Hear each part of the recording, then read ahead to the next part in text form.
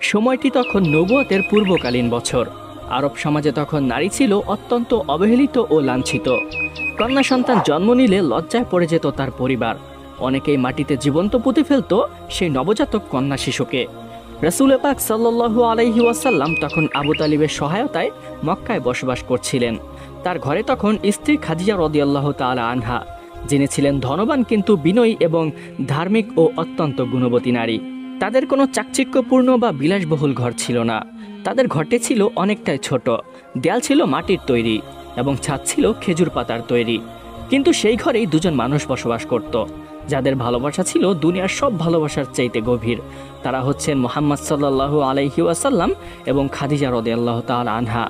নবী করিম সাল্লাল্লাহু আলাইহি ওয়াসাল্লামের ঘরে আগে থেকেই তিনজন কন্যা সন্তান ছিল, যায়নাব, রুকাইয়া এবং উম্মে কুলসুম। কিন্তু ইতিপূর্বে পুত্র সন্তানেরা ইন্তেকাল করে যাওয়ায় তাদের হৃদয়ে ছিল এক অপূরণীয় শূন্যতা।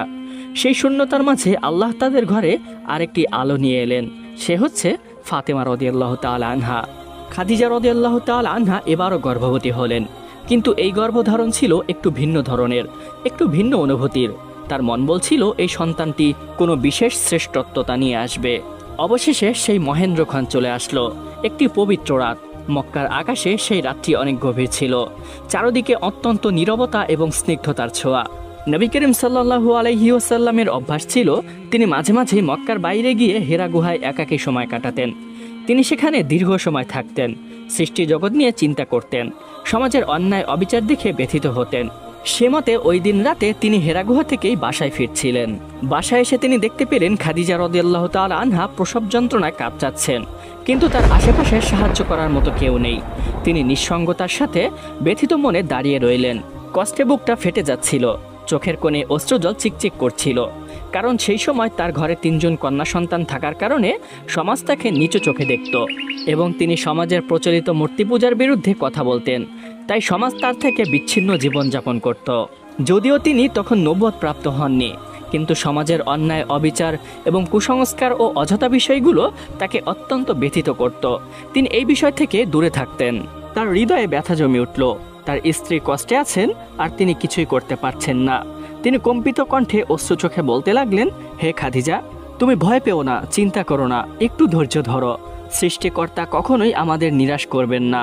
ঠিক তখনই হঠাৎ করে ঘর ভরে যায় এক অপার্থিব আলোয়। চোখের পলকে ঘরে এসে হাজির হন চারজন নারী, আল্লাহর পক্ষ থেকে প্রেরিত ফেরেশতারূপী নারী। তারা খাদিজা রাদিয়াল্লাহু তাআলা আনহাকে ডেকে বললেন, হে খাদিজা, তুমি ভয় পেও না, আমরা তোমার কাছে আল্লাহর হুকুমে এসেছি। এই বলে তারা খাদিজা রাদিয়াল্লাহু তাআলা আনহাকে সাহস দিতে থাকেন।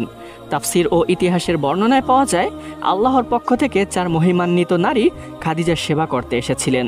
তারা ছিলেন হযরত হাওয়া আলাইহিস সালাতু ওয়াস সালাম এবং মারিয়াম আলাইহিস সালাতু ওয়াস সালাম এবং ফেরাউনের স্ত্রী আসিয়া এবং হযরত মূসা আলাইহিস সালাতু ওয়াস সালামের মাতা। নবী করিম সাল্লাল্লাহু আলাইহি ওয়াসাল্লাম তাদেরকে দেখে তিনি বাহিরে অপেক্ষার জন্য চলে গেলেন। তারা চারজন এসে খাদিজা রাদিয়াল্লাহু তাআলা আনহার পাশে দাঁড়ালেন, তাকে সান্ত্বনা দিলেন এবং সন্তান প্রসবে সহায়তা করলেন। অবশেষে জন্ম নিল এক অসাধারণ কন্যা শিশু। নবী করিম সাল্লাল্লাহু আলাইহি ওয়াসাল্লাম ঘরে প্রবেশ করলেন। অন্যদিকে সেই চারজন মহিলা তাদের কাজ শেষ করে তারা সালাম জানিয়ে বিদায় নিলেন। চেহারায় যেন নূর, মুখে যেন শান্তির ছায়া। এই শিশুই ছিলেন ফাতেমাতো জোহরা রাদিয়াল্লাহু তাআলা আনহা। তিনি জন্ম থেকেই ছিলেন শান্ত, কোমল ও পরিশুদ্ধ। নবীজি সাল্লাল্লাহু আলাইহি ওয়াসাল্লাম তাকে কোলে তুলে নিলেন, তাকে আদর করে কানে বললেন, আল্লাহু আকবার, আল্লাহু আকবার, আল্লাহু আকবার। তখনও তিনি নবুয়ত পাননি, আজানের কোনো নিয়মও ছিল না, কিন্তু তারপরেও অন্তরস্থল থেকে কিভাবেই যেন অদ্ভুতভাবে এই আজানের ধ্বনি ভেসে আসলো। মক্কার কঠিন সমাজে সেই সময়ও কন্যা সন্তানদেরকে লজ্জা মনে করা হতো, সামাজিকভাবে এটি হেয়পন্ন করা হতো। নবজাতক ফাতেমার চেহারায় ছিল অপার্থিব এক জ্যোতি। তাকে দেখে নবী করিম সাল্লাল্লাহু আলাইহি ওয়াসাল্লাম চোখের পানি আটকে রাখতে পারলেন না। তিনি জানতেন না ভবিষ্যতে এই ছোট্ট মেয়েটি হবে তার শেষ আশ্রয়, তার দুঃখের সান্ত্বনা। শিশু ফাতেমাকে তার পরিবারের সকলেই ভালোবাসত। তার বড় বোনেরা তাকে লালন পালন করত। যায়নাব, রুকাইয়া, উম্মে কুলসুম সকলেই তাকে অনেক আদর যত্নে বড় করতে লাগলো। তারা তাকে কোলে নিত, ঘুম পাড়াতো, তার ছোট্ট ছোট্ট পায়ের দিকে তাকিয়ে মুগ্ধ হয়ে যেত। আর তার মা খাদিজা রাদিয়াল্লাহু তাআলা আনহা নিজের হাতে মেয়েকে গোসল করাতেন, দুধ পান করাতেন এবং ছোট্ট কাপড়ে জড়িয়ে আদরের ফাতেমাকে খাটের উপরে শুইয়ে রাখতেন। নবী করিম সাল্লাল্লাহু আলাইহি ওয়াসাল্লাম যখনই ঘরে ফিরতেন, ঘরে ফিরেই সর্বপ্রথম ফাতেমা রাদিয়াল্লাহু তাআলা আনহাকে কোলে নিতেন। ফাতেমার ছোট্ট হাত যখন নবীজির দাড়িতে পড়তো, ফাতেমা মুচকি হেসে দিতেন এবং নবীজিও আদর করে তার গাল চেপে ধরতেন এবং তার মাথায় হাত বুলিয়ে দিতেন আর মুচকি হেসে বলতেন, তুমি আমার রাজকন্যা। তখনও তিনি নবী নন, কিন্তু তার অন্তরে আল্লাহর প্রতি ভালোবাসা এত গভীর ছিল যা ফাতেমার মাঝেও যেন ছোট্ট থেকেই ছড়িয়ে পড়েছিল। মক্কার অন্যান্য ঘরে ছিল হাসাহাসি, গান বাজনা, শিরক এবং দরবাজি, কিন্তু নবীজির ঘর ছিল এক শান্ত কোণের মতো। এই ঘরে কেউ মিথ্যা বলে না, কেউ অপচয় করে না, কেউ চিৎকার করে কথা বলে না। ঘরের আওয়াজ কখনো বাইরের মানুষ শুনতে পায় না। খাদিজা রাদিয়াল্লাহু তাআলা আনহা সন্তানদের দুনিয়াবী শিক্ষা তো দিতেনই, পাশাপাশি শিখাতেন বিনয়, সত্যবাদিতা এবং মানুষের প্রতি দয়া। ফাতেমা রাদিয়াল্লাহু তাআলা আনহা যেন এই পরিবেশে শুদ্ধ বাতাসে বেড়ে উঠেছিলেন। তার চোখে ছিল প্রশ্ন, কানে ছিল শুনশান নিঃশব্দতা, আর অন্তরে জমেছিল অজানা এক দায়িত্ব। 4 বছর বয়সেও ফাতেমা ছিলেন ভীষণ শান্ত। বড়দের মতো করে বসতেন, কম কথা বলতেন, মায়ের দিকে তাকিয়ে থাকতেন গভীরভাবে। যেই বয়সে অন্যান্য বাচ্চারা খেলাধুলা করে, মস্তি আনন্দে মেতে ওঠে। নবী করিম সাল্লাল্লাহু আলাইহি ওয়াসাল্লাম যখনই কোনো কাজে যেতেন বা ঘর থেকে বের হতেন, সবসময় তিনি যাওয়ার পূর্বে ফাতেমা রাদিয়াল্লাহু তাআলা আনহাকে কোলে নিতেন। ফাতেমাও তার জামার কিনারা ধরে বলতেন, বাবা তাড়াতাড়ি বাসায় ফিরো। এমন ছোট্ট একটা মেয়ে যার কণ্ঠে ছিল কোমলতা, তার চোখে ছিল যেন ভবিষ্যতের ছায়া। কেই বা জানতো এই মেয়ে একটি সময় জান্নাতের সর্দারিনী হবে। এভাবেই ধীরে ধীরে বেড়ে উঠতে থাকে ছোট্ট ফাতেমা। ছোট্ট ফাতেমা ধীরে ধীরে বড় হচ্ছেন। অন্যদিকে নবী করিম সাল্লাল্লাহু আলাইহি ওয়াসাল্লাম ঘরেও কম সময় দিচ্ছেন। তিনি কোথাও একটি বেশি সময় কাটাচ্ছেন এবং কোনো একটি অজানা ডাকে সাড়া দিচ্ছেন। তাকে সবসময় চিন্তিত লাগতো। তাকে যদি জিজ্ঞাসা হতো আপনার কি হয়েছে, উত্তর দিত, না আমার কিছু হয়নি, আমি ঠিক আছি। মাঝে মাঝে এমনও দিন যেত খাদিজা রাদিয়াল্লাহু তাআলা আনহার সাথে সারাদিনে কোনো কথা হয়নি। ঘরে স্ত্রীর স্নেহ, মেয়েদের কোলাহল, তবুও তার ভিতরে যেন এক অস্থিরতা, এক অজানা ডাক। প্রায়শই জিনিসপত্র গুছিয়ে বের হয়ে যেতেন। গন্তব্য ছিল জাবালে নূরের হেরা গুহা। আবার যখন মাঝে মাঝে খাদিজা রাদিয়াল্লাহু তাআলা আনহা অবলোকন করতেন যে নবী করিম সাল্লাল্লাহু আলাইহি ওয়াসাল্লাম ফিরে আসছেন না, তখন তিনি নিজে খাবারের পুটলি বেঁধে সেই হেরা গুহায় খাবার দিয়ে আসতেন নবীজির কাছে। দিন দিন সেখানেই তিনি অধিক সময় কাটাচ্ছেন। সেখানেই রাতের পর রাত কাটান ধ্যানে, চিন্তায়, আল্লাহকে খুঁজে। ফাতেমা তখন মায়ের কোলে। মাঝে মাঝে কাঁদো কাঁদো কণ্ঠে বলেন, আম্মা জান, বাবা কোথায়? তখন খাদিজা রাদিয়াল্লাহু তাআলা আনহা উত্তর দিতেন, হে ফাতেমা, তোমার বাবা হেরা পর্বতে গিয়েছেন। তিনি সেখানে মহান আল্লাহ রব্বুল আলামিনের নামে ধ্যান করেন এবং পরিবেশ পরিস্থিতি তিনি সেখানে বসে চিন্তা করতে থাকেন। ছোট্ট ফাতেমা তখনও মহান আল্লাহ রব্বুল আলামিনকে চিনতেন না। তিনি অবাক চোখে তার মাকে জিজ্ঞাসা করতেন, আম্মা জান, আল্লাহ কি? তিনি কে? তখন তার মা উত্তর দিতেন, আল্লাহ হচ্ছেন আমাদের সৃষ্টিকর্তা। তিনি ইহজগৎ সৃষ্টি করেছেন। পৃথিবী, গাছপালা যা কিছু দেখছো সবকিছু তিনিই সৃষ্টি করেছেন। তোমার বাবা প্রকৃতির ধ্যানে গিয়েছে, তিনি কাউকে খুঁজছেন। অবশ্যই তিনি অতি শীঘ্রই ফিরে আসবেন। ইতিপূর্বে মুহাম্মদ সাল্লাল্লাহু আলাইহি ওয়াসাল্লামের উপরে নবুয়ত আসেনি, কিন্তু তিনি হানিফ ছিলেন, একত্ববাদী ছিলেন। তখনকার সময় হানিফ বলা হতো যিনি আল্লাহকে একমাত্র উপাস্য হিসেবে বিশ্বাস করেন, কোনো মূর্তি পূজা, কোনো শিরক, কোনো কুসংস্কারে অংশ নেন না। কিন্তু তার কাছে ওহী বা শরীয়ত এখনো আসেনি। নবীজি কখনো মূর্তির সামনে মাথা নত করেননি, কোনো শরিক বা বাহ্যিক উপাসনার রীতিতে অংশ নেননি। তিনি সত্যবাদী, আমানতদার এবং সর্বদা পাপ থেকে বিরত ছিলেন। তিনি কখনো গান বাজনায়ও শরিক হতেন না। এমনই একটি ছোটবেলার ঘটনা। নবী করিম সাল্লাল্লাহু আলাইহি ওয়াসাল্লাম ছোটবেলায় একটি ছেলের সাথে তিনি মক্কার উপকণ্ঠে ছাগল চড়াতেন। তখন তিনি সেই ছেলেকে বললেন, তুমি আমার ছাগলগুলো একটু দেখাশোনা করো। আমি মক্কায় যাই এবং সেখানে অন্যান্য যুবকের মতো যৌবন সংশ্লিষ্ট বিষয়ের কবিতা আবৃত্তির অনুষ্ঠানে যোগদান করি। সে বলল, আচ্ছা ঠিক আছে, তুমি যাও, আমি তোমার ছাগলগুলো দেখাশোনা করব। এরপরে নবী করিম সাল্লাল্লাহু আলাইহি ওয়াসাল্লাম মক্কার উদ্দেশ্যে রওনা হলেন। তিনি যখন মক্কার প্রথম ঘরের নিকটে গেলেন, তখনই তার কানে কিছু বাদ্যযন্ত্রের শব্দ এলো। তিনি সেখানকার অবস্থিত একটি ব্যক্তিকে জিজ্ঞাসা করলেন, এ বাদ্য কোথা থেকে আসছে? সেই লোকটি বলল, অমুকের বিয়ে হচ্ছে, সেখান থেকে এই বাদ্যযন্ত্রের আওয়াজ ভেসে আসছে। আওয়াজটি অনেক শ্রুতিমধুর ছিল, তাই নবী করিম সাল্লাল্লাহু আলাইহি ওয়াসাল্লাম সেই আওয়াজটি শুনতে গেলেন এবং সেই বাদ্যযন্ত্রের আসরে গিয়ে বসে পড়লেন। তখনই মহান আল্লাহ রব্বুল আলামিনের নিয়ন্ত্রণ তার শ্রবণ শক্তির উপর অর্পিত হলো। তিনি তার কর্ণের প্রক্রিয়া বন্ধ করে দিলেন এবং নবী করিম সাল্লাল্লাহু আলাইহি ওয়াসাল্লাম কিছুক্ষণের জন্য কানে শুনতে পেলেন না। অতঃপর তিনি সাথে সাথে ঘুমিয়ে পড়লেন। এভাবেই পুরো রাত কেটে গেল। সকালবেলা সূর্যের আলোর তাপে তার ঘুম ভেঙে গেল। তারপর সে সেখান থেকে গিয়ে তার বন্ধুর কাছে গেল। তার বন্ধু তাকে জিজ্ঞাসা করলো, হে মোহাম্মদ, তুমি সারা রাত কোথায় ছিলে? সে বলল, আমি অমুক জায়গায় গিয়েছিলাম এবং আমার সাথে এই ঘটনাটি ঘটেছিল। এভাবেই নবী করিম সাল্লাল্লাহু আলাইহি ওয়াসাল্লামকে মহান আল্লাহ রব্বুল আলামিন ছোটবেলা থেকেই বিভিন্ন বিপদ আপদ এবং আপত্তিকর কাজকর্ম থেকে দূরে রেখেছিলেন। নবী করিম সাল্লাল্লাহু আলাইহি ওয়াসাল্লাম ছিলেন ইব্রাহিম আলাইহিস সালাতু ওয়াসসালামের বংশধর। আরবের কিছু পরিবার সেই সময়ও ইব্রাহিমী বিশ্বাস ধরে রেখেছিলেন। অন্তত একত্ববাদ বা হানিফ মতবাদের বিশ্বাসী কিছু লোক তখনও ছিল। তার ভিতরে ওয়ারাকা ইবনে নৌফল, জায়েদ ইবনে ওমর, উমাইয়া ইবনে আবি সালাত এবং কুস ইবনে সাইদা বেশি প্রসিদ্ধ। তাদেরকে হানিফ বলা হতো। এরা সবাই মক্কার সমাজে শিরক থেকে আলাদা ছিলেন, আল্লাহর একত্বে বিশ্বাসী ছিলেন এবং ভবিষ্যতে নবীর আগমনের অপেক্ষা করছিলেন। নবী করিম সাল্লাল্লাহু আলাইহি ওয়াসাল্লামের চারপাশে এমন লোকদের উপস্থিতি ছিল এবং তাদের সাথে নবীজির বেশি ওঠা বসা ছিল, যার কারণে নবুয়তের পূর্বেও তিনি তার স্রষ্টাকে চিনতে পেরেছিলেন। কিন্তু মক্কা এবং আশেপাশের শিরকযুক্ত অবস্থা দেখে তার অন্তর সবসময় ব্যথিত হয়ে থাকত। তিনি তার স্রষ্টাকে খুঁজতে এবং আশেপাশের বিষয়গুলো ধ্যান করে তিনি অধিকাংশ সময় হেরা গুহায় সময় কাটাতেন। এভাবেই দিন কাটছিল। অবশেষে ফাতেমা উপনীত হলেন 5 বছর বয়সে এবং নবীজি ছিলেন 40 বছর বয়সী। তখনই সেই মহেন্দ্রক্ষণ চলে আসলো। সময়টি তখন রাত্রি প্রহর। আকাশে চাঁদের আলো ঝলমল করছে এবং তার স্নিগ্ধতা ছড়িয়ে দিচ্ছে পৃথিবীর পাহাড়ের পাথরের উপর। রাত নেমেছে গভীর। এদিকে মক্কার কোলাহল, মানুষের হট্টগোল আর অন্ধকার জীবনধারা থেকে বহু দূরে বিশাল এক পাহাড় শ্রেণীর বুক চিরে মাথা উঁচু করে দাঁড়িয়ে আছে এক নিঃসঙ্গ পর্বত।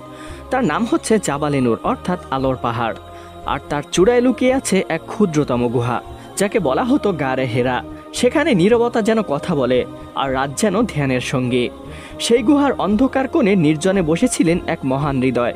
দুনিয়ার কুসংস্কার, অবিচার আর পাপাচারের ভারে তার হৃদয় ভারাক্রান্ত। তিনি ছিলেন সত্য সন্ধানী, আত্মার মুক্তি, সৃষ্টির রহস্য এবং এক অদৃশ্য সত্তার সান্নিধ্য খুঁজছিলেন দিনের পর দিন, রাতের পর রাত। এই ব্যক্তি আর কেউ নন, আল্লাহর প্রিয় হাবিব, আমাদের প্রিয় নবী মুহাম্মদ মুস্তাফা সাল্লাল্লাহু আলাইহি ওয়াসাল্লাম। রাত্রিটি অনেক গভীর এবং রমজানের রহস্যময় রাত। আকাশে অসংখ্য নক্ষত্র ঝিকিমিকি করছিল। পর্বতমালা যেন চাঁদের হালকা আলোয় ধোয়া ধোয়া।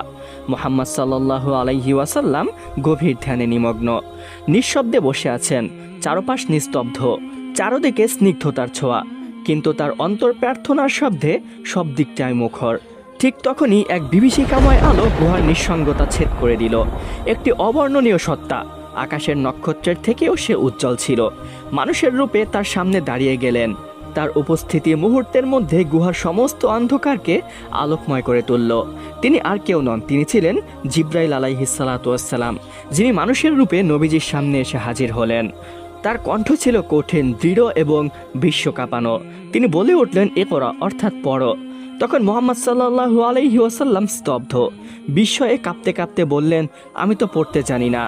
এরপরে জিব্রাইল আলাইহিস সালাতু ওয়াসসালাম তাকে জড়িয়ে ধরলেন, এমন এক জোরে চাপ দিলেন যেন শরীরের প্রতিটি রন্ধ্র কেঁপে উঠল।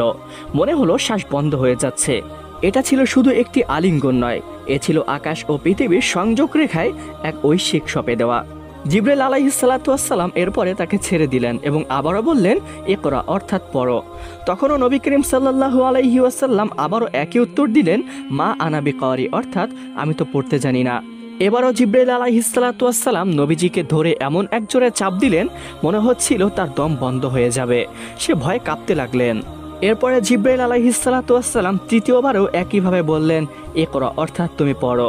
নবী করিম সাল্লাল্লাহু আলাইহি ওয়াসাল্লাম আগের মতোই একই উত্তর দিলেন। তিনি বললেন, মা আনা বিকারি, অর্থাৎ আমি তো পড়তে জানি না। এরপরে জিব্রাইল আলাইহিস সালাতু ওয়াসসালাম তৃতীয়বারে নবীজিকে জড়িয়ে ধরে সূরা আলাকের প্রথম 5 আয়াত পড়তে শুরু করলেন।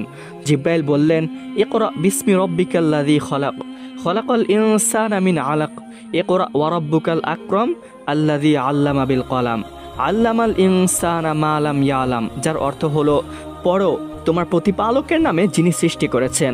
তিনি মানুষকে সৃষ্টি করেছেন জমাট রক্তপিণ্ড থেকে।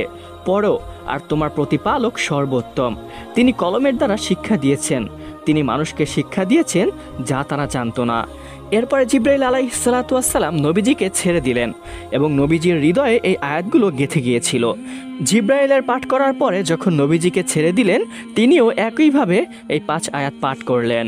আল্লাহর কি কুদরত, যিনি পড়তে জানতেন না, যিনি লিখতে জানতেন না, কিন্তু এত সাহিত্যপূর্ণ এবং পাণ্ডিত্যে মণ্ডিত আয়াতগুলো সে তার মুখে মুখে পাঠ করলেন। এরপরে জিব্রাইল আলাইহিস সালাতু ওয়াস সালাম সেখান থেকে চলে গেলেন, কিন্তু যাওয়ার আগে তিনি তার কণ্ঠে আসমানি সৌরভ ঢেলে দিয়ে গেলেন। নবীজি সাল্লাল্লাহু আলাইহি ওয়াসাল্লামের কানে বেজে উঠল সেই পবিত্র বাণী, আকাশের উপর থেকে নেমে আসা শব্দ, যা ছিল ইতিহাসের প্রথম ওহী।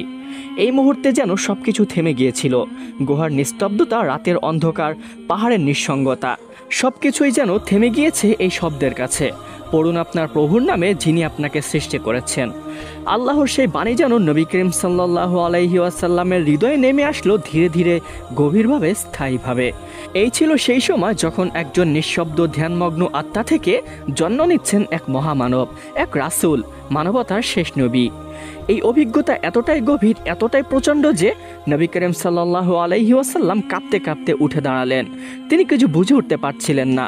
অনেকক্ষণ তিনি সেখানে স্তব্ধ হয়ে দাঁড়িয়েছিলেন। এই প্রথম তিনি উপলব্ধি করলেন এই পথ আর আগের মতো নয়। এই পথে দায়িত্ব এবং এ পথে আল্লাহর বার্তা, এ পথে মানবতার মুক্তির সংগ্রাম। তিনি দ্রুত বের হয়ে আসলেন গুহা থেকে। তার হাত পা কাঁপছে, তার স্পন্দন যেন বেড়েই উঠছিল প্রতি পদক্ষেপে। তিনি গুহা থেকে বের হয়ে আসলেন। তার পুরো শরীর ঘামে ভেজা ছিল। তিনি কাঁপছিলেন, তার দ্রুত নিঃশ্বাস চলছিল। এ যেন এক অজানা আশঙ্কা, এ যেন এক বিস্ময়ের মাঝে হেঁটে চলা। তিনি ধীরে ধীরে হাঁটছেন, অনেক কষ্টে নিজের হৃদয়ের স্পন্দন আস্তে আস্তে কমিয়ে দিচ্ছেন। কিন্তু তখনই ঘটে আরেক অদ্ভুত ঘটনা। তিনি হঠাৎ আকাশের দিকে তাকালেন, আর যা দেখলেন তা ভাষায় প্রকাশ করার মতো নয়। তিনি দেখতে পেলেন পুরো আকাশ জুড়ে বিস্তৃত হয়ে আছে এক বিশাল রূপ, এত বিশাল যে দিগন্তের এক প্রান্ত থেকে আরেক প্রান্ত পর্যন্ত কিছুই দেখা যাচ্ছে না। জিব্রাইল আলাইহিস সালাতু ওয়াস সালাম তার প্রকৃত রূপে উপস্থিত।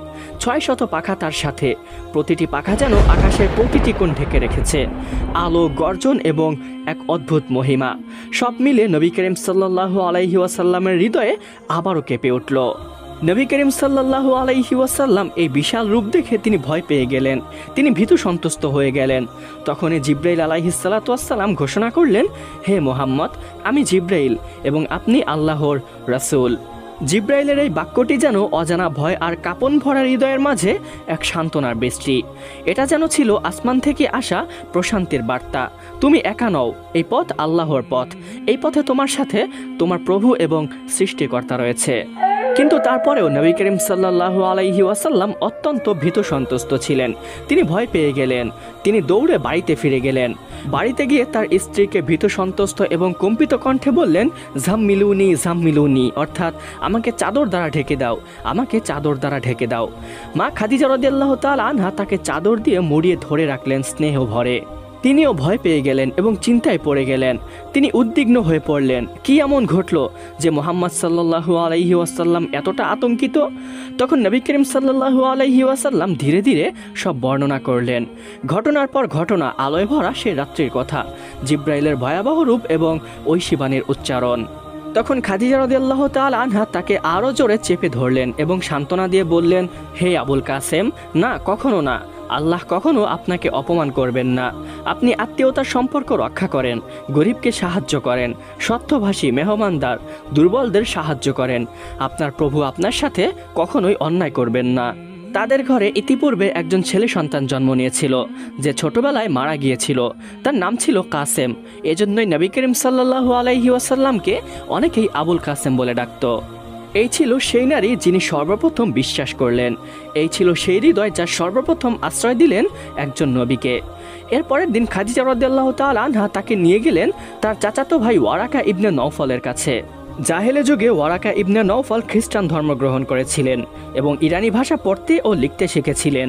তার খ্রিস্টান ধর্মের বিভিন্ন কিতাবাদি সম্পর্কে ধারণা ছিল।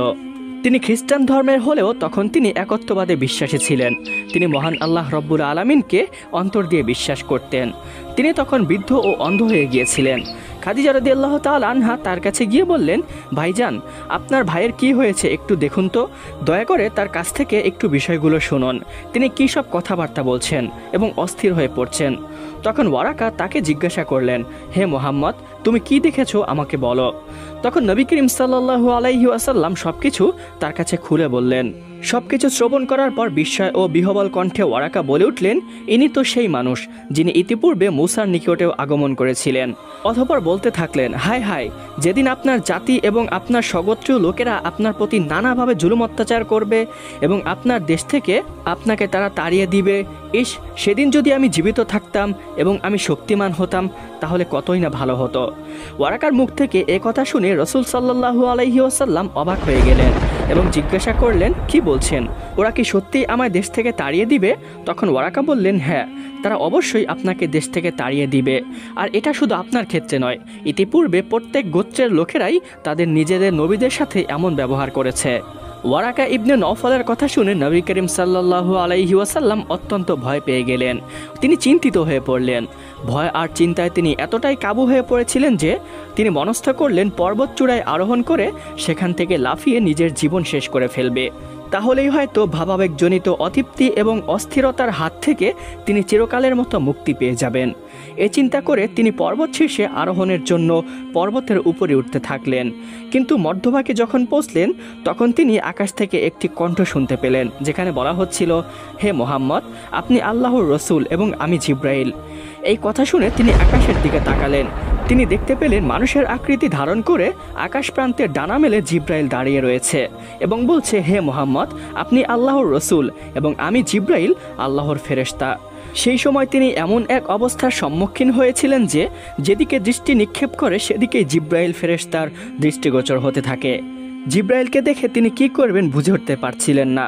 তিনি আকাশ প্রান্তে দৃষ্টি নিক্ষেপ করায় এতটাই ব্যস্ত হয়ে পড়েছিলেন যে পর্বত শীর্ষ থেকে লাফিয়ে পড়ে নিজেকে শেষ করার চিন্তাভাবনা চেতনার অন্তরালে হারিয়ে গেল। তিনি আচ্ছন্ন অবস্থায় দাঁড়িয়ে রইলেন, না পারলেন সম্মুখ পানে এগিয়ে যেতে, না পারলেন পশ্চাতে ফিরে যেতে।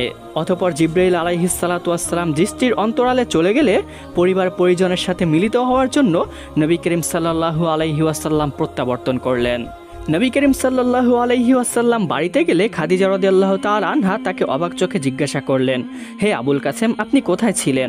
হায় আল্লাহ, আমি আপনার খোঁজে লোক পাঠিয়েছিলাম, সে আপনার সন্ধান না পেয়ে বাড়িতে ফিরে এসেছে। তখন খাদিজা রাদিয়াল্লাহু তাআলা আনহার প্রশ্নের উত্তরে তিনি তার প্রত্যক্ষ ঘটনাবলীর সবকিছুই সবিস্তারে তার সামনে বর্ণনা করলেন।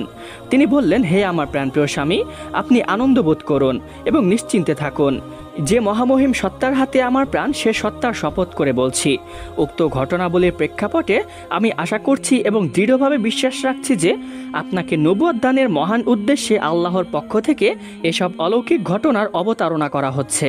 এবার খাদিজা নবীজিকে ঘরে রেখে একাই তিনি ওয়ারাকা ইবনে নওফলের নিকট গেলেন এবং তার কাছে গিয়ে সবকিছু বিস্তারিতভাবে খুলে বললেন। ওয়ারাকা বিন নওফল সব কথা শুনে আশ্চর্যান্বিত চোখে বলে উঠলেন, কুদ্দুস, ওই সত্তার শপথ যার হাতে আমার প্রাণ, তার নিকট ওই নামুসে আকবর তথা জিব্রাইল আলাইহিসসালাতু ওয়াসসালাম এসেছিলেন, যিনি ইতিপূর্বে মুসা আলাইহিসসালাতু ওয়াসসালামের নিকটেও আসতেন। তিনি এ উম্মতের নবী হবেন, তাকে বলো ধৈর্য ধারণ করতে। খাদিজা রাদিয়াল্লাহু তাআলা আনহা ওয়ারাকা ইবনে নওফলের কথাগুলো শুনে নবী করিম সাল্লাল্লাহু আলাইহি ওয়াসাল্লামকে সব খুলে বললেন। নবী করিম সাল্লাল্লাহু আলাইহি ওয়াসাল্লাম এই সমস্ত বিষয়গুলো দেখে এবং শুনে কিছুটা ভয়ভীতির সাথে বিস্ময়াভূত হয়ে পড়লেন। তার মানসিকতার ক্ষেত্রে কিছুটা বিহ্বলতার ভাবও পরিলক্ষিত হতে থাকে। উক্ত পরিপ্রেক্ষিতেই আল্লাহ রাব্বুল আলামিন কিছুদিন ওহী নাজিল বন্ধ করে রেখেছিলেন, যাতে তিনি স্বাভাবিক অবস্থায় ফিরে যাওয়ার সুযোগ লাভ করেন। এর কিছুদিন পরে ওয়ারাকা ইবনে নওফল ইন্তেকাল করলেন। নবী করিম সাল্লাল্লাহু আলাইহি ওয়াসাল্লামের সামনে এক নিঃসীম দায়িত্বের পথ, যা শুরু হয়েছে কিন্তু কিভাবে চলতে হয় তা এখনও অস্পষ্ট। ওহী নামার কয়েকদিন গত হয়ে গিয়েছে, আকাশ নীরব, কোনো ফেরেশতা নেই, কোনো নতুন বার্তাও আসছে না। এই নীরবতা নবী করিম সাল্লাল্লাহু আলাইহি ওয়াসাল্লামের মনে এক প্রকার উদ্বিগ্ন তৈরি করলো। আল্লাহ কি আমাকে ছেড়ে দিয়েছেন? আমি কি কোনো ভুল করেছি? এই চিন্তায় তিনি গভীরভাবে কাতর হয়ে পড়লেন। তার হৃদয়ে এক ধরনের শূন্যতা, এক প্রকার বিষাদীয় অনুভূতি। এভাবেই মন খারাপ অবস্থায় একদিন রাস্তা দিয়ে হেঁটে যাচ্ছিলেন, তখনই আকাশ থেকে একটি আওয়াজ ভেসে আসলো। তিনি আকাশের দিকে তাকিয়ে দেখলেন সেই জিব্রাইল, যিনি ইতিপূর্বে হেরা গুহায় এসেছিলেন। তিনি আসমান ও জমিনের মাঝখানে একটি কুরসির উপরে বসে আছেন এবং তিনি বলছেন, ইয়া আইয়ুহাল মুদ্দাসির কুম ফাআনজির ওয়া রাব্বাকা ফাকাব্বির ওয়া সিয়াবাকা ফাতাহহির ওয়া রুজজা ফাহজুর। অর্থাৎ, হে চাদরে ঢাকা ব্যক্তি, উঠে দাঁড়ান, সতর্ক করুন, আপনার প্রতিপালকের মহিমা ঘোষণা করুন, নিজের পোশাক পবিত্র রাখুন আর অপবিত্রতা থেকে দূরে থাকুন। এই আয়াতগুলো যেন তার হৃদয়ে আবার জাগিয়ে তুলল সাহস এবং দৃঢ়তা। এবার তিনি বুঝতে পারলেন তার দায়িত্ব শুধু জানার নয়, তার দায়িত্ব জানানোরও বটে। এই থেকে শুরু হয় একজন নির্জন ধ্যানমগ্ন মানুষের থেকে একজন জননেতার শুরু, একজন আলোর বার্তাবাহকের যাত্রা। তিনি সর্বপ্রথম গিয়ে তার প্রিয়তমা স্ত্রী খাদিজা রাদিয়াল্লাহু তাআলা আনহার কাছে এই ইসলামের দাওয়াত দেন, আর তিনি তার দাওয়াত গ্রহণও করেন। এরপর থেকে একে একে ইসলাম গ্রহণ শুরু হয়। নবীজির কিশোর ছেলে পুত্রের মতো স্নেহভাজন আলী ইবনে আবি তালেব রাদিয়াল্লাহু তাআলা আনহু, বিশ্বস্ত বন্ধু আবু বকর রাদিয়াল্লাহু তাআলা আনহু, ঘরের দাস যায়েদ ইবনে হারিসা রাদিয়াল্লাহু তাআলা আনহু, এরা ইসলামের প্রথম ইসলাম গ্রহণকারী। তাদের ঘরেই তখন থেকে শুরু হয় ছোট ছোট গোপনে নামাজের দল, গোপনে ইসলাম শেখা, আল্লাহর একত্ব এবং নবীজির সত্যের আহ্বান। আরবরা তখন নানা গোত্রে বিভক্ত। প্রতিটি গোত্র তাদের সম্মান, শক্তি ও বংশমর্যাদা নিয়ে গর্ব করত। আল্লাহর জায়গায় তারা মূর্তিকে ইবাদত করত। কাবা ঘরেও ৩ শতাধিক মূর্তি স্থাপন করেছিল কুরাইশরা।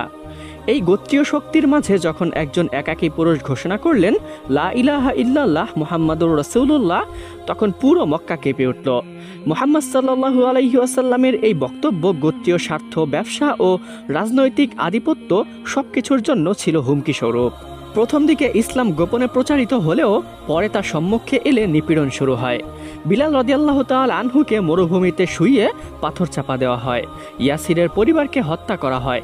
সুমাইয়াকে বর্ষা দিয়ে খুঁচিয়ে শহীদ করা হয়। যখন নবী করিম সাল্লাল্লাহু আলাইহি ওয়াসাল্লাম কাবায় সিজদায় যান, তখন উটের নাড়িভুড়ি এনে তার ঘাড়ে রাখে কুরাইশের কিছু নেতা। ছোট্ট ফাতেমা রাদিয়াল্লাহু তাআলা আনহা এসে সেই নাড়িভুড়ি সরিয়ে দেন এবং কান্না করতে থাকেন ও চিৎকার করতে থাকেন। নবী করিম সাল্লাল্লাহু আলাইহি ওয়াসাল্লামের প্রতি এমন অগাধ ভালোবাসা এবং বিশ্বাস দেখে ছোট্ট ফাতেমার উপরেও আবু জাহেল ক্ষুব্ধ হয়ে ওঠে। সে রাগে অগ্নিশর্মা হয়ে ওঠে। দূর থেকে বিষয়গুলো অবলোকন করে সে দাঁত কামড়াতে থাকে এবং বলতে থাকে, এতটুকু মেয়ে, এত বড় সাহস, একেও দেখে নিব। এরপরেই একদিন নবীজির কলিজার টুকরা ফাতেমা রাদিয়াল্লাহু তাআলা আনহা মক্কার অলিগলি দিয়ে কোথাও একটি যাচ্ছিলেন। তিনি তখন কিশোর বয়সে ছোট, কিন্তু তার অন্তরে ছিল পিতার প্রতি অগাধ ভালোবাসা এবং ইসলামের প্রতি অচঞ্চল ঈমান। ঠিক সেই সময় রাস্তায় দেখা হয় আবু জাহেলের সঙ্গে। ছোট্ট ফাতেমাকে দেখে আবু জাহেলের নিষ্ঠুর হৃদয় রাগে অগ্নিশর্মা হয়ে গেল। আবু জাহেলের হৃদয়ে ছিল ইসলামের প্রতি কটূক্তি, বিদ্বেষ এবং ঘৃণার সংমিশ্রণ। সব মিলিয়ে সে ফাতেমা রাদিয়াল্লাহু তাআলা আনহা এর প্রতি আক্রমণাত্মক হয়ে ওঠে। সে কিশোরী মেয়েটিকে, যে কিনা ছিল কুরাইশ বংশের নবী করিম সাল্লাল্লাহু আলাইহি ওয়াসাল্লামের কন্যা, তাকে আবু জাহেল জনসম্মুখে গালে কষে এক চড় মারে। ছোট্ট ফাতেমার এই পবিত্র ও মায়াবী গালে আবু জাহেল থাপ্পড় মারল নাকি আরো সে আঘাত করলো তা বোঝা বড় মুশকিল। আকাশ যেন গর্জে উঠল, সময় যেন থেমে গেল, পুরো দুনিয়া যেন আবু জাহেলের প্রতি ধিক্কার দিচ্ছিল। ফাতেমা রাদিয়াল্লাহু তাআলা আনহা হতবিহ্বল হয়ে যান। সে চোখের জলে কাঁপতে কাঁপতে ছুটে আসেন বাবার কাছে। তার চোখে ছিল লজ্জা, অপমান আর অসহায়তা। তখন নবী করিম সাল্লাল্লাহু আলাইহি ওয়াসাল্লাম বাসায় ছিলেন। প্রিয় কন্যার মুখে পুরো ঘটনা শুনে তার অন্তর নিশ্চয় রক্তাক্ত হয়ে ওঠে। কিন্তু তিনি ছিলেন রহমাতুল্লিল আলামিন, তিনি ছিলেন ধৈর্য ও বিচক্ষণতার প্রতীক। তখন নবী করিম সাল্লাল্লাহু আলাইহি ওয়াসাল্লাম প্রতিশোধ না নিয়ে ফাতেমা রাদিয়াল্লাহু তাআলা আনহাকে এক অবাক করা আদেশ দিলেন। সে বললেন, হে আমার প্রিয় কন্যা, যাও আবু সুফিয়ানের কাছে গিয়ে এই ঘটনাটি জানাও। আবু সুফিয়ান তখনও মুসলমান হননি, কিন্তু কুরাইশ বংশের নেতৃস্থানীয় একজন ব্যক্তি ছিলেন। কিন্তু তার অন্তরে গোত্রীয় গর্ব, সম্মানবোধ ও সামাজিক ন্যায়ের প্রতি শ্রদ্ধা ছিল। ফাতেমা রাদিয়াল্লাহু তাআলা আনহা কান্না করতে করতে আবু সুফিয়ানের কাছে যান এবং তার কাছে গিয়ে সমস্ত ঘটনাটি খুলে বলেন। আবু সুফিয়ান বিস্ময়ে এই কথাটি শুনছিলেন। তার চোখ মুখ বদলে গেল। তার কাছে যেন কেবল একটা কিশোরীর গালে চড় মারা নয়, বরঞ্চ কুরাইশ গোত্রের এক সম্মানিত পরিবারের মেয়েকে প্রকাশ্যে অপমান করা। তিনি সাথে সাথে উঠে দাঁড়ালেন এবং ফাতেমা রাদিয়াল্লাহু তাআলা আনহা এর হাত ধরে সোজা চলে গেলেন আবু জাহেলের বাসায়। সেই সময় আবু জাহেল সেখানকার নেতাগোত্রীয় কিছু ব্যক্তির সাথে বৈঠক করছিল। সুফিয়ান ফাতেমাকে নিয়ে সেখানে যাওয়ার পর ফাতেমাকে আদেশ করলেন, হে ফাতেমা, যাও, আবু জাহেল তোমাকে যেইভাবে চড় মেরেছিল তুমিও সেই একইভাবে আবু জাহেলের গালে কষে একটি চড় মারো। কিন্তু ফাতেমা রাদিয়াল্লাহু তাআলা আনহা এর অন্তরে মায়ায় ভরপুর ছিল। তিনি দয়ার সাগর ছিলেন। তিনি চুপ করে দাঁড়িয়ে রইলেন, তিনি কিছুই করলেন না। তখন আবু সুফিয়ান নিজেই আবু জাহেলকে ধিক্কার দিয়ে বললেন, তোর সাহস কিভাবে হয়? তুই কুরাইশ গোত্রের এক মেয়েকে চড় মারিস? লজ্জা করে না তোর? তুই শুধু ইসলাম বিরোধী নয়, তুই কুরাইশের সম্মান ধ্বংস করেছিস। আবু জাহেল তখন নীরব হয়ে রইল। কারণ তার সামনে দাঁড়িয়ে আছে এমন আবু সুফিয়ান, এমন একজন যাকে সে উপেক্ষা করার সাহস রাখে না। এই ঘটনা যখন নবী করিম সাল্লাল্লাহু আলাইহি ওয়াসাল্লাম জানতে পারলেন, তখন তিনি আবু সুফিয়ানের জন্য দোয়া করলেন, হে আল্লাহ রাব্বুল আলামিন, তুমি আবু সুফিয়ানের এই আচরণ ভুলে যেও না। নবীজির সেই দোয়া এবং আবু সুফিয়ানের ন্যায়ের জায়গা থেকেই হয়তো একদিন তার হৃদয়ে আলো জেগেছিল এবং আবু সুফিয়ান সত্যিই পরবর্তীতে মুসলিম হয়ে গিয়েছিলেন।